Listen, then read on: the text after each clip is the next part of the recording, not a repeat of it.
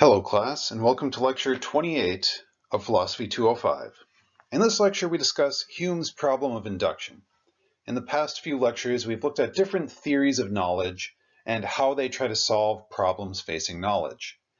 Now, instead of presenting another theory, I'm going to raise more problems for knowledge, problems that are perhaps more difficult to solve. So this is very much like philosophy to, at the end, raise a bunch of problems. The question we're asking today is this: is it rational to use the past as a guide? This might seem like a very simple question to answer. It might seem like the answer is just yes. We can obviously use observations of the past as a guide for what's going to happen in the future. But this actually poses an interesting problem. How can you justify using the past as a guide? And that's Hume's problem of induction.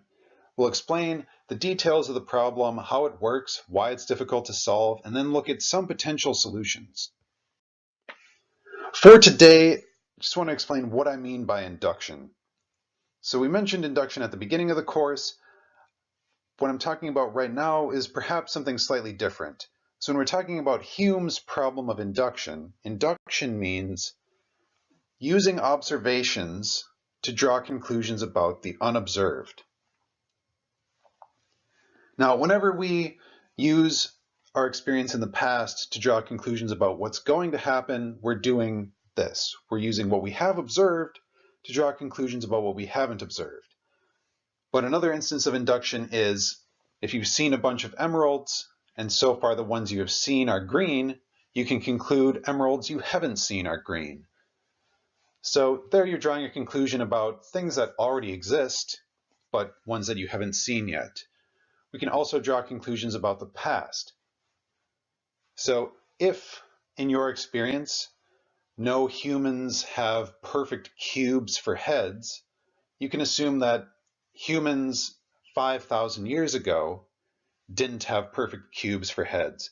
Even though you haven't seen any of those humans, you draw conclusions based on what you have observed. So that's induction. It seems entirely reasonable. But let's take a look at an example of induction. So suppose we're recording the height of a plant over time, and this plot gives you how tall it was at different months. So let's say the time scale is in months. Now just taking a look at this plot of height versus time, how tall do you think the plant will be at 16 months?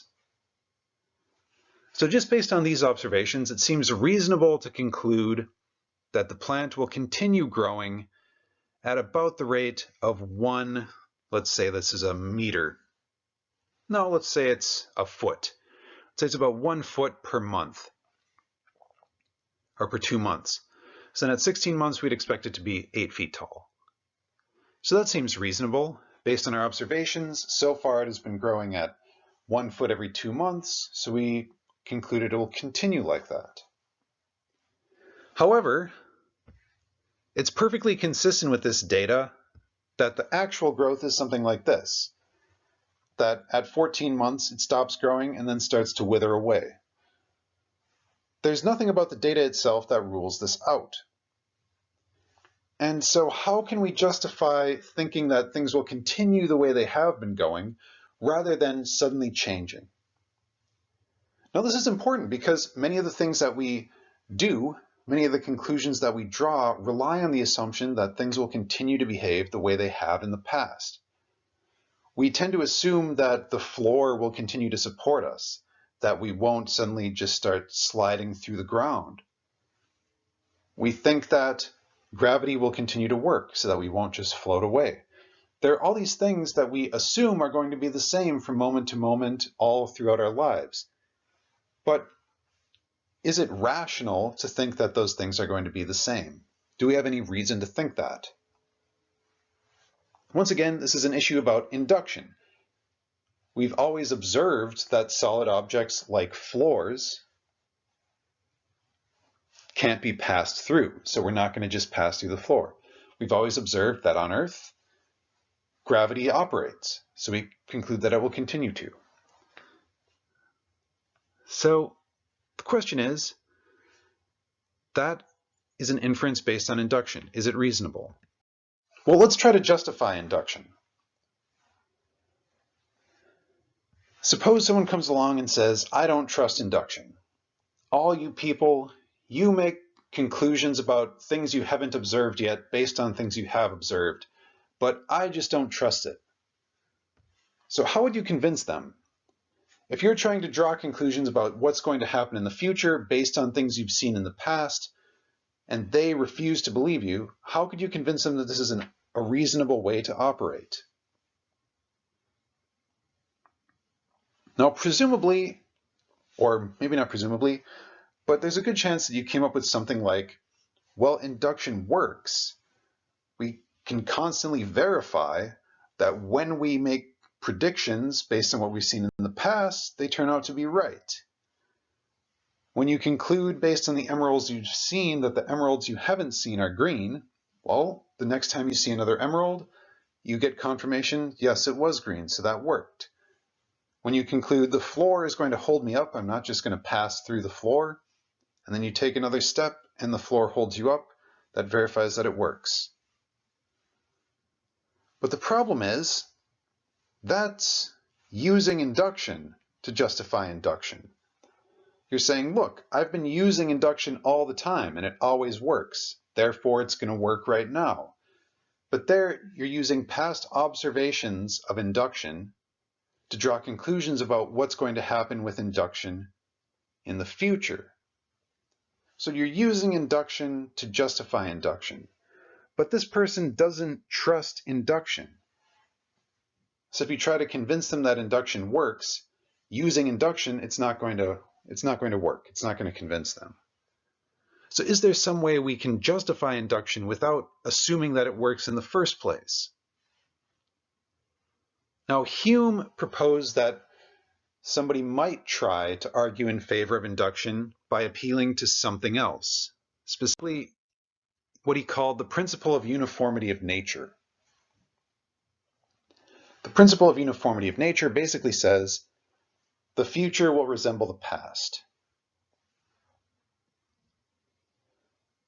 So the idea is we can rely on induction because the things we have seen in the past are going to be like the things that will happen in the future.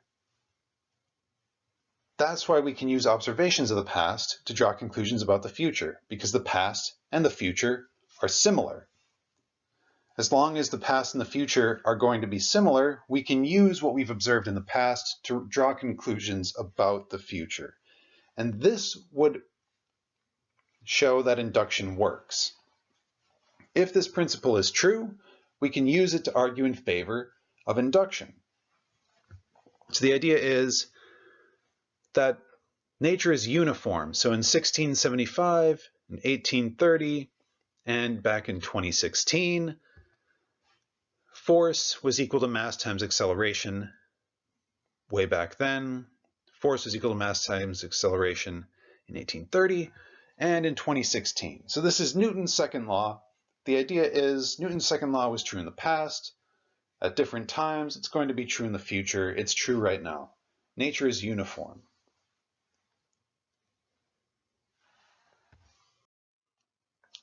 So let's think more about the principle of uniformity of nature.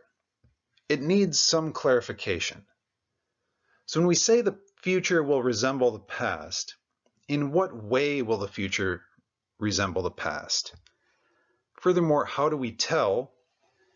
And according to Hume, the principle of uniformity of nature is the reason most people believe in induction. But the question is, do we actually believe in the principle of uniformity of nature? All right, so just to clarify before we move on, what the principle of uniformity of nature basically says is that there are certain fundamental laws of nature that remain the same.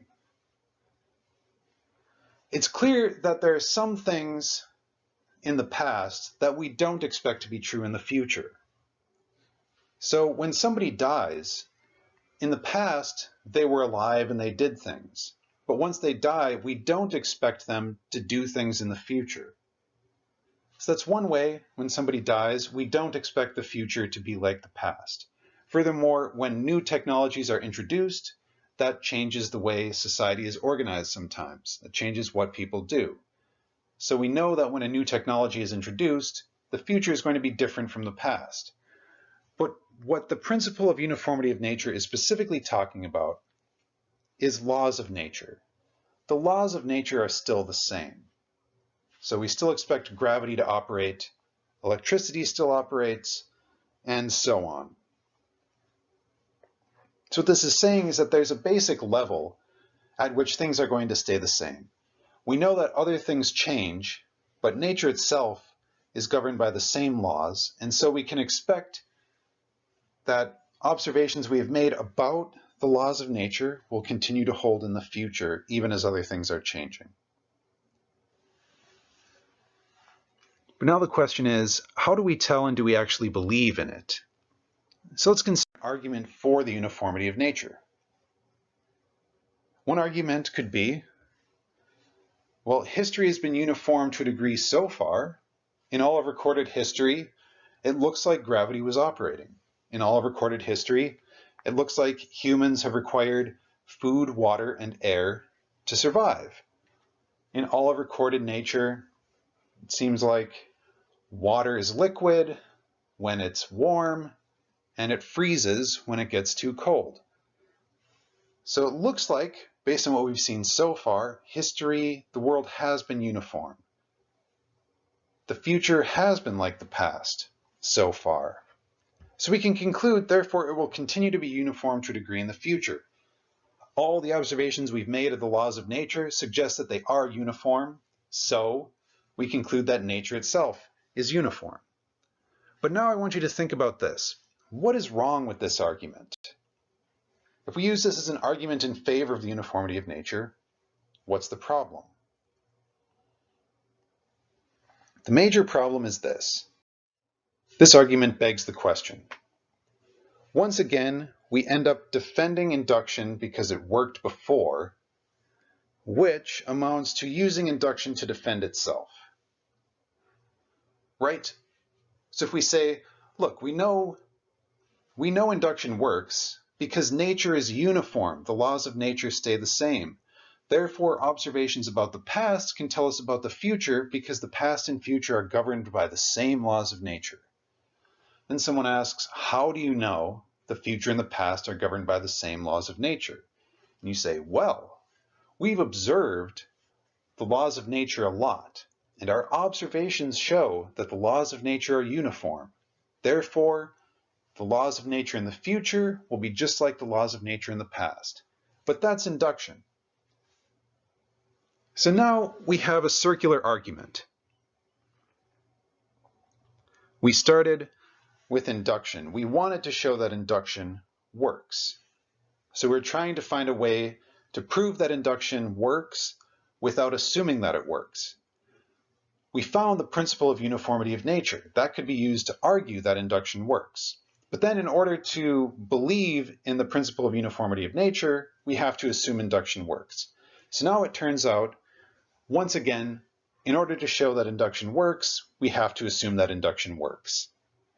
So now we can't prove that induction works without assuming it does in the first place. So if anyone doubted induction, we couldn't convince them otherwise. And if we start to doubt induction ourselves, there's kind of not anything we could do to prove it to ourselves without assuming that it already works. At least that's what it looks like.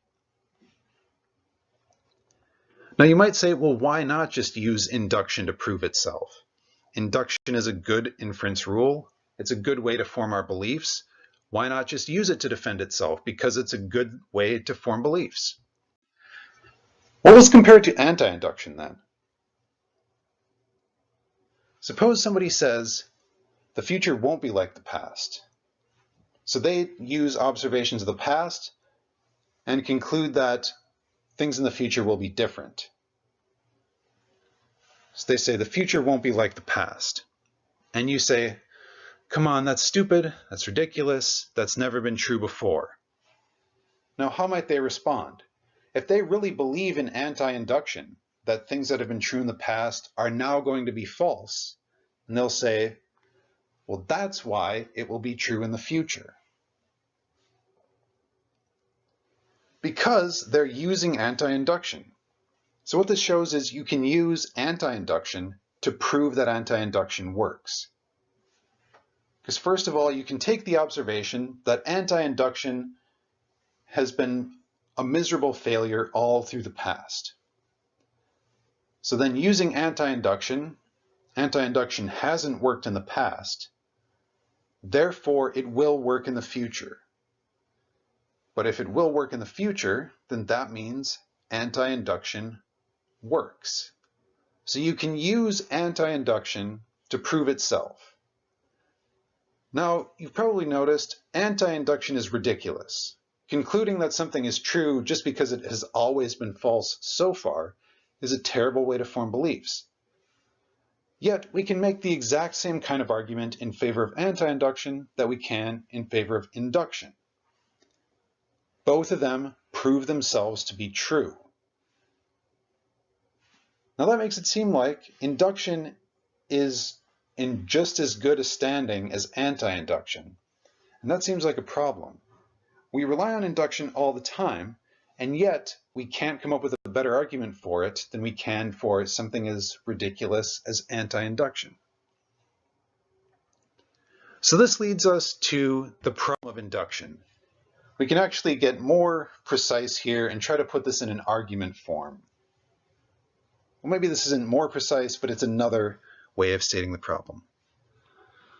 Here it goes like this. Premise 1, if induction is justified, there is an argument for induction. Premise 2, good arguments are either deductive or inductive. Again, thinking of induction as using observations to draw conclusions about the unobserved. 3, there is no deductive argument for induction. 4, nothing can justify itself, which implies that induction cannot justify induction. Conclusion, therefore induction is not justified. So let's just go through the argument one step at a time. Premise 1 just states a common assumption about justification. Very commonly, justification is thought to be a case that you can make in favor of something. If I ask you to justify your belief that intelligent life exists on other planets, usually that means you should make an argument for the conclusion that intelligent life exists on other planets. So you might present evidence, arguments, or mathematical calculations. And then it seems like if a belief is justified, you should be able to make the case that it's justified. So if induction is justified, there should be an argument showing that it's justified, showing that it works. Next, good arguments are either deductive or inductive. That seems true. There really aren't other forms of good arguments that we know of. Third is just obviously true. There's no deductive argument for induction.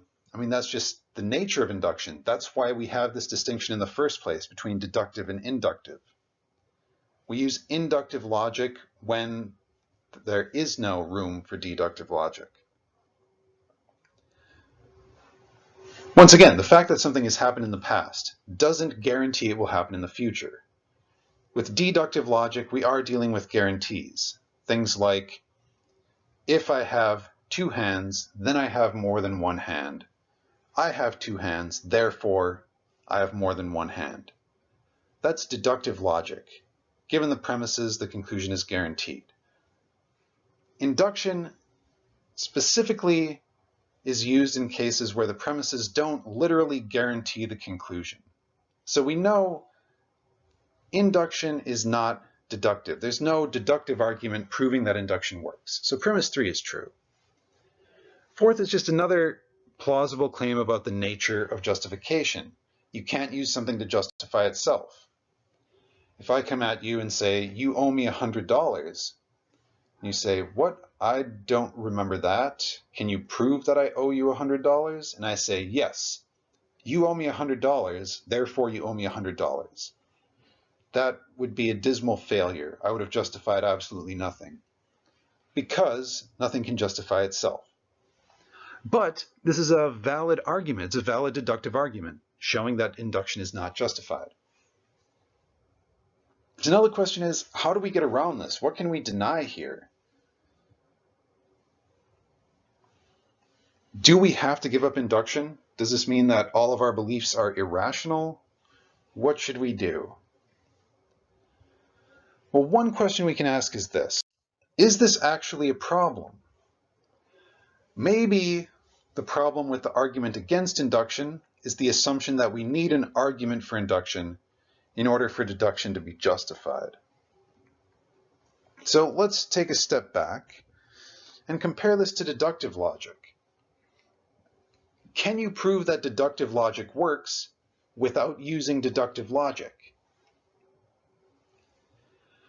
Now, probably the best case we have for trying to prove that deductive logic works without using deductive logic is, ironically, to make an inductive argument. We could say, well, let's not assume that inductive logic works, or that deductive logic works. But based on our observations, it seems to be doing pretty well, so we can make an inductive argument that deductive logic works. So if we assume that inductive logic works, we can prove that deductive logic works. So it actually, strangely enough, inductive logic might be in a better position here. And furthermore, compare to anti-logic. So remember, I showed that we can make the same argument in favor of induction as we can in favor of anti-induction, even though anti-induction is absurd. Well, now let's think about deductive logic and anti-deductive logic. So, one person says, everything false is true. And you respond, but that's just stupid, that's contradictory. And then the person responds, exactly, that proves it's true. So if someone specifically denies logic, they can use their anti-logic to prove that anti-logic works. Furthermore, it looks like there isn't any other way to prove that deductive logic works unless we assume inductive logic is good. So there are the same problems for deductive logic as there were for inductive logic. And yet, people don't raise the same kind of question about deductive logic. People don't raise the kinds of problems about mathematics as they do about induction. It's just the fact that the premises of an inductive argument don't guarantee the truth of the conclusion that leads some people to be skeptical. But that by itself isn't necessarily a problem. It's just part of the nature of induction. If you really get down to, can we justify it without assuming it works? Well, we can't do it for induction. We can't do it for deduction. It just looks like at some level, we have to accept that what we do works, or we have nothing to go on. Right. So the lesson of this anti-logic example is that if anti-logic doesn't refute logic, then maybe induction doesn't need a defense. So we could deny premise 1 from the argument against induction. Remember, that premise said that if induction is justified, then there's an argument in favor of induction.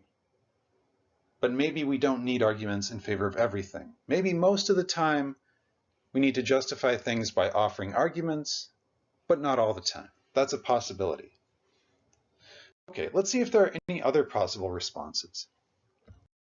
One question is the principle of uniformity of nature needed?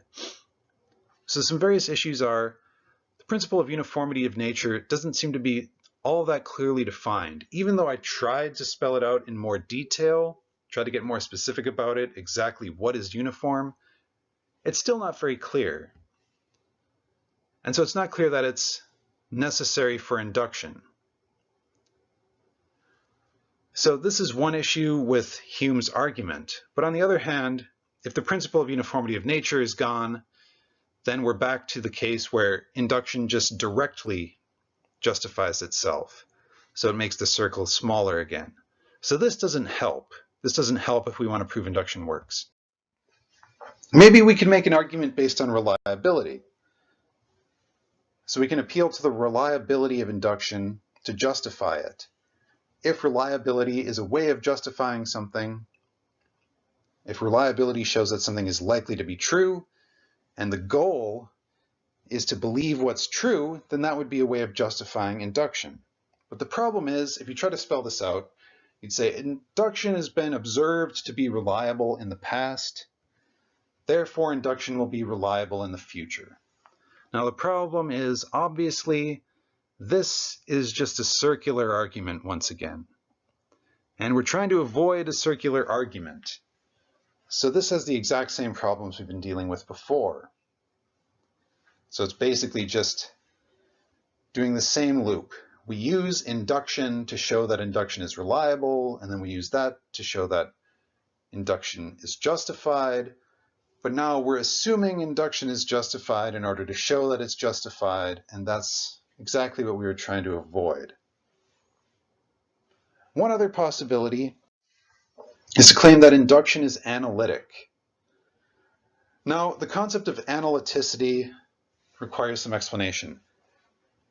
The idea of an analytic truth is that something is an analytic truth if you know it's true just by understanding all the terms involved. So a classic example is the sentence, "Bachelors are unmarried." So if you know what all the words in that sentence mean, you automatically know that it's true. So it's an analytic truth. So one proposal some people have made is that induction is analytic in the sense that it is rational to use induction is analytic. And the reason they claim that is they think induction is part of the concept of rationality. So if you know what rationality means and you know what induction is, then you'll automatically know that induction is rational. And therefore, it doesn't need further justification. You can automatically tell that it's justified once you understand it. So this might be possible, but the question is, does the concept of rationality itself really include induction as a part? That's not entirely clear. So this is a possible response, but whether it's effective or not remains to be seen. Another possible response is just acceptance. It looks like we need to trust our epistemic practices without external proof. So we do rely on induction all the time. We rely on what we've seen happen in the past to decide what's going to happen in the future. And this is for everything we do. So when you take your phone out of your pocket and start hitting buttons, you do that based on your observations of what your phone has done in the past. And you rely on the fact that it's going to respond in a similar way. You rely on the fact that when you take it out of your pocket, it doesn't grow to be 700 feet long and weigh 60 tons. You assume that it's just going to stay the same size and shape and still weigh just a few ounces. You rely on the fact that when you hit the button, it's going to open an app and it's not going to send you into a portal into hell or something.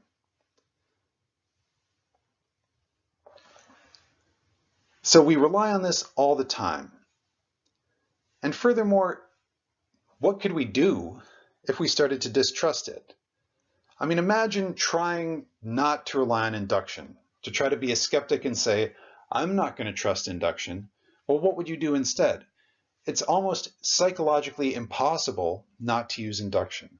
So we might be in a position where we know we can't offer a proof that induction works, but we know that it's the only way we can operate, and it seems so compelling that we might just have to accept it, that this is how we work, and that's what we're going to do. So a final thought about this issue. The question is, can induction be justified? And maybe the more important question is this: does it need to be? All right, I'll see you in the next and final lecture of the course.